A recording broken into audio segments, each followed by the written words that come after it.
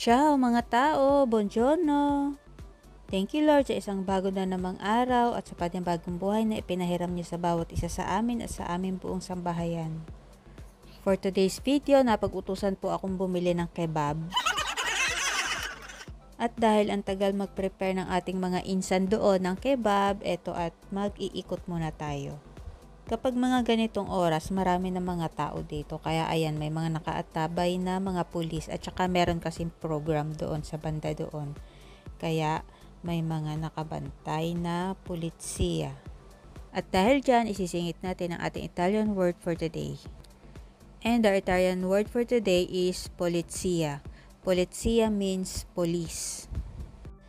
Basta mga ganitong oras na, lalo na at summer, buhay na buhay itong plaza na to. Ang dami-dami palaging tao, naglalaro yung mga bata. Dun sa may dulo doon ng plaza, meron dong maliit na playground para sa mga baby, sa mga bata. Yan, ganyan lang. Happy na sila ng ganyan, tatambay, magpapahangin, chika-chika.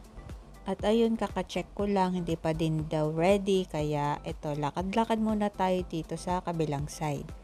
Itong pwesto na to, ang dami-dami na nang nagpapalit-palit-palit na nagsara at bukas dito na negosyo. Tapos ito ngayon, bakante na naman siya.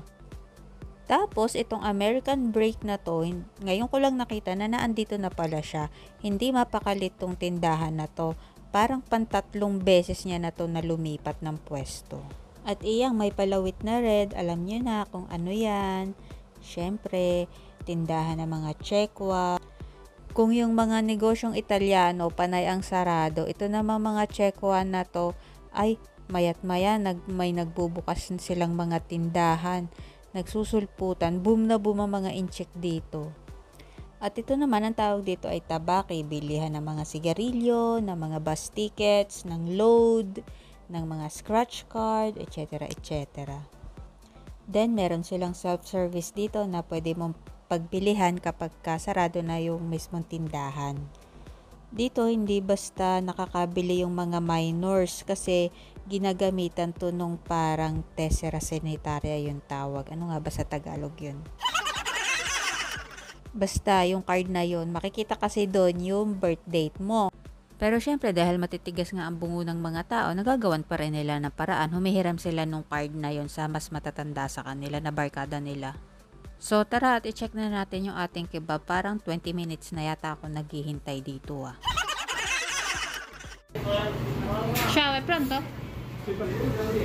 Grazie, arrivederci. Ay, sa wakas at natapos din. At ito, sa tinagal-tagal ko dito, ngayon ko lang nalaman na may CR pala sa park na to kung hindi pa sinabi sa akin ng bata.